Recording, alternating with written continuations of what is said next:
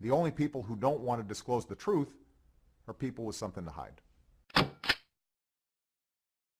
Here's something for your listeners, okay? I don't know, about 100 some odd page dossier on Obama's family, okay?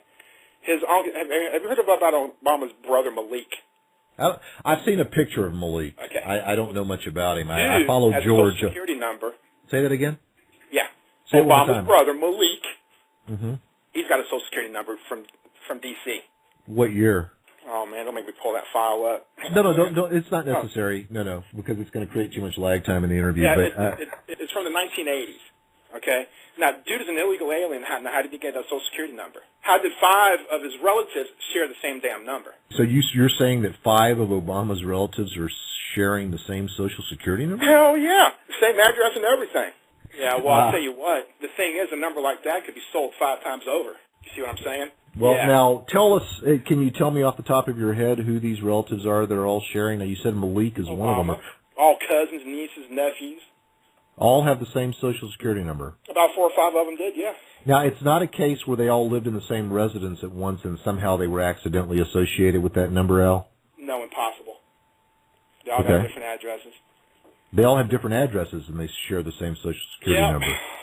Obama's brother Malik has that Barack H. Obama Senior Foundation or whatever the hell that thing is, and he's over there and back in Africa. But yeah, that for how he got it, I have no earthly idea. It's too bad you don't have to give a DNA sample when you get one of those. Oh man, it's unbelievable. I mean, this guy's family's something else. I mean, they're experts at this.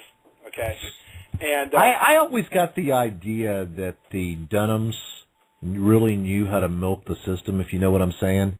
Because here's a woman that was flying back and forth to Indonesia, for example, but at the same time, Barack openly admits that as a student she was on food stamps. So my thought is, if you've got the money, because I know you can't buy an airline ticket with food stamps, if you've got the money to fly around the world, let's remember this, Al, because a lot of our listeners are younger. In the 1960s, being a member of the jet set really meant something. Only the wealthiest of the wealthy flew around the world. And for her to have money to do that in the 1960s, but to have to be on food stamps while she was a student, that doesn't really add up to me. What that is exactly what you just said. Some people that really know how to work it. That's the whole thing. They're experts at working the system, okay? And look, I mean, everybody knows that he grew up in Hawaii. Everybody knows that his Social Security number's from Connecticut, okay? I mean, I tore that place apart through that database, and I found nothing that linked his father to ever living in Connecticut, okay? Now, his uncle Omar has a Social Security number that was given to him in the 1960s when he was here on a student visa. Okay. I mean, I did a thing on his Uncle Omar and his Aunt Zatuni. And Aunt Zatuni has a Social Security number that was issued to her from Indiana. And she lives in Massachusetts, so you go figure on that one. I know that according to the Hawaiian Police Department, at least the ones that had been in the department long enough to know, at one point in Hawaii, the mafia was selling Hawaiian birth certificates to people all over the world, just because I guess that was an easy place for somebody to get a fake birth certificate because of how sloppy they are. So here you have Social Security numbers being doled out like candy as well. So, interesting. Well, this is the whole thing. Now, the dossier that I did on Aunt Zatuni is on my website. The dossier that I did on Uncle Omar is on my website. The dossier that I did on George Soros is on my website. Well, I haven't seen that. What can you tell us about George while you're here? Oh, my God. Dude's got more money to shake a stick at. I think we all knew that. Well, he's a naturalized American citizen. I mean, dude has his own Social Security number, too. Okay. And that's okay if you're naturalized, isn't it? Yeah, I mean, dude's clean. I mean, he's got one judgment against him, but that's like back in the 90s. Oh, come on. If you're in business, you get judgments against you all the time. I mean, I've worked for some high rollers. Suing and being sued is just part of being in business. No, but Soros is clean.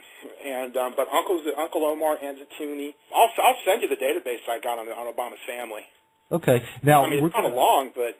Well, we're going to post some of this stuff. So what I need you to do, and you've already sent me some of the links, is on the Blog Talk site. We're just going to let people, and you know, you're kind of like me. I think I always tell people I don't want you to believe anything I'm saying. Okay, it would be wrong for me to ask you to believe me, but I'll throw the information out there, and you look at it yourself. You investigate it 9 Ways to Sunday, and in the name of transparency, which I know you told me before the show you're all about transparency, let them come to their own conclusions. I don't think that's right, and that's what I wrote. That's what I wrote. My very first article. I do not want this to be true. That's what I wrote in my first article. So I tell you, prove me wrong, please. But nobody's been able. Yeah, and the thing is Lord Monckton, the British climate skeptic, does the same thing. He starts his presentations by saying, I don't want you to believe anything I'm saying. So you said before the show and when we talked last week, you're all about transparency, so you're going to live up to that. We're going to post some of your stuff, and people can take a look at it, review the data for themselves, and draw their own conclusions. And I don't think you can do more than give people the information and let them find out for themselves. The only people who don't want to disclose the truth are people with something to hide.